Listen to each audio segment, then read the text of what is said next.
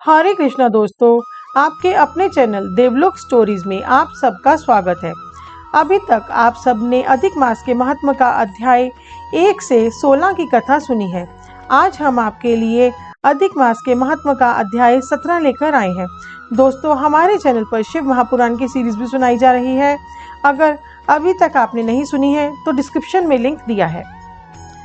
अध्याय 17। नारद जी बोले, हे कृपा के सिंधु, उसके बाद जागृत अवस्था को प्राप्त उस राजा दृढ़धनवा का क्या हुआ, सो मुझसे कहिए, जिसके सुनने से पापों का नाश कहा गया है। नारायण जी बोले, अपने पूर्व जन्म के चरित्र को सुनने से आश्चर्य युक्त था और सुनने की इच्छा रखने वाले राजा दृढ़धनवा से वाल्मीकि ऋषि फिर बोले। इस तरह स्त्री के मुख से शीतल वाणी को सुनकर सुदेव शर्मा धैर्य धारण कर हरि भगवान में चित्त को लगाता हुआ दीर्घ श्वास लेकर दीन मुख सुदेव शर्मा, जो होने वाला है वह होगा, यह मन में निश्चय कर पुष्प समिधा आदि के लिए वन को गया। इस प्रकार करते हुए सुदेव शर्मा का कितना ही समय बीत गया। बाद किसी दिन समिधा कुश फल पुष्प आदि के लेने के लिए वन को गया। वहां जाकर सुदेव शर्मा मन से हरि भगवान के चरण कमलों का ध्यान करने लगा। उसी दिन उसका लड़का शुकदेव अपने मित्रों के साथ बावली को गया। बावली में प्रवेश कर समवयस्क मित्रों के साथ जल यंत्रों में जल फेंकता हुआ और बार बार हंसता हुआ खेलने लगा। गर्मी की ऋतु में बार बार जल में खेलता हुआ हर्ष को प्राप्त हुआ।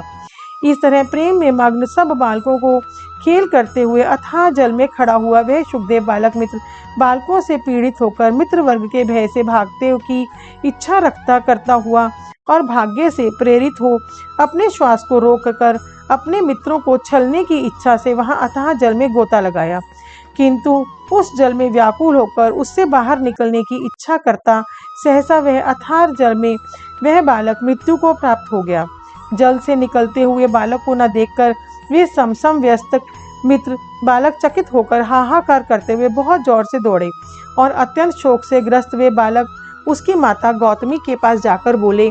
उन बालकों के अत्यंत अप्रिय वज्रपात के समान वचन को सुनकर पुत्र के प्रेम में करने वाली वह गौतमी तुरंत पृथ्वी पर गिर गई। उसी समय वन से सुदेव शर्मा आया। पुत्र का मरण सुनकर कटे वृक्ष के समान पृथ्वी पर गिर गया। बाद दोनों ब्राह्मण स्त्री पुरुष उठकर बावली को गए। वहां जाकर मृत पुत्र का आलिंगन कर उसके शरीर को गोद में लेकर सुदेव शर्मा बारंबार पुत्र का मुख चूमने लगा।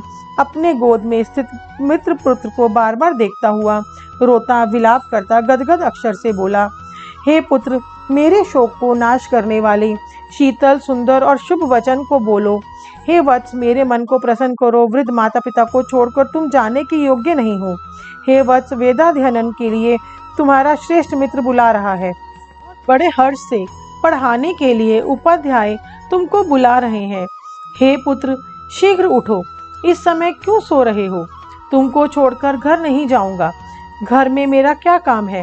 तुम्हारे बिना इस समय मेरा घर शून्य जंगल के समान हो गया है। तुमको फल मूल प्रिय हो तो मेरे सामने से उठो। यदि नहीं उठोगे तो वन को भी नहीं जाऊंगा। वन में क्या काम है? मैंने कोई निंदित काम नहीं किया और ब्रह्म हत्या भी नहीं की। फिर किस कर्म के फल से मेरा पुत्र मर गया? अहो ब्रह्म, तुमने ऐसा करके कौन सा बड़ा फल प्राप्त किया?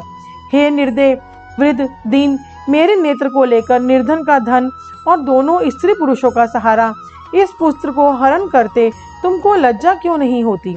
सर्वत्र तुम दयालु हो, परंतु मेरे विषय में निर्दय हो गए, सो कहो। अहो आश्चर्य है, मेरे भाग्य से यह उल्टा कैसे हुआ है? स्वभाव से सुंदर पुत्र की खोज इस समय मैं कहाँ करूं? हे पुत्र, तुम्हारे मुख और सुंदर नेत्र को कहाँ देखूंगा? मेघ जल को बरसाता है, पृथ्वी धान्य को पैदा करती है, पर्वत रत्नों को और समुद्र मुक्तासार मणि को देते हैं, परंतु उस देश को नहीं देखता जहाँ मरा हुआ पुत्र मिलता हो, जिसके शरीर का आलिंगन कर हृदय के ताप को छोड़ता है। हे वत्स, तुम एक बार शीघ्र वचन सुनाओ और दया करो। तुम्हारी माता लज्जा छोड़कर चील के समान अत्यंत विलाप करती है। हे पुत्र, उसको देखकर तुमको दया क्यों नहीं होती है? माता पिता की आज्ञा बिना तुम कभी भी नहीं गए। हे पुत्र, हम दोनों से बिना पूछे ही दूर के मार्ग को गए हो क्या? इस समय किसके विद्याध्ययन की उत्तम वाणी को सुनूंगा। हे वत्स, आज तुम्हारे और तुम्हारे मनोहर मधुर वचन के स्मरण से मेरा हृदय 100 टुकड़ा नहीं हो रहा है, क्योंकि मेरा हृदय लोहे के समान है। हे कौशलेंद्र, राजा दशरथ, तुमको हम धन्य मानते हैं, क्योंकि रामचंद्र जी के वन जाने पर पुत्र के ताप से दग्न वे प्राणों को नहीं रख सके, परंतु पुत्र के मर जाने पर भी जीवित रहने वाले मुझको धिक्कार है। हे गोविंद, हे विष्णु, हे यदुनाथ, हे नाथ, हे श्री रुक्मणी के प्राणपति, हे मुरारे, हे दीन पर दया करने वाले, हे दयालु, पुत्र रूप अग्नि के ताप से संतप्त मेरी रक्षा करो। हे देवादिदेव, हे समस्त लोक के नाथ, हे गोपाल, हे गोपीश, हे चंद्र को हाथ में धारण करने वाले, हे यमुना के विष दोष को हरने वाले, पुत्र रूप अग्नि के ताप से संतप्त मेरी रक्षा करो। हे वैकुंठ के वासी विष्णु, हे नरकासुर के नाशक, हे चराचर के आधार, हे संसार रूप, समुद्र के पार करने के लिए जहाज रूप अर्थात संसार समुद्र से पार उतारने वाले, हे ब्रह्मादि देवताओं से नस्कमृत चरण पीठ वाले, पुत्र रूप अग्नि के ताप से संतप्त मेरी रक्षा करो। हमारे समान शठ दूसरा कोई नहीं है। जो मैंने देवकी पुत्र श्री कृष्ण चंद्र के वचनों का उल्लंघन कर पुत्र में दुराशा की, कौन अभागा पुरुष भाग्य में न रहने वाली वस्तु को प्राप्त कर सकता है। अध्याय 17 समाप्त हुआ। दोस्तों, नेक्स्ट पार्ट में हम अध्याय 18 की कथा लाएंगे। हमारे साथ बने रहने के लिए आपके अपने चैनल देवलोक स्टोरीज को सब्सक्राइब कीजिए। कमेंट बॉक्स में हरे कृष्णा लिखना ना भूलें। हमें इतना प्यार और सहयोग देने के लिए आप सबका बहुत बहुत धन्यवाद।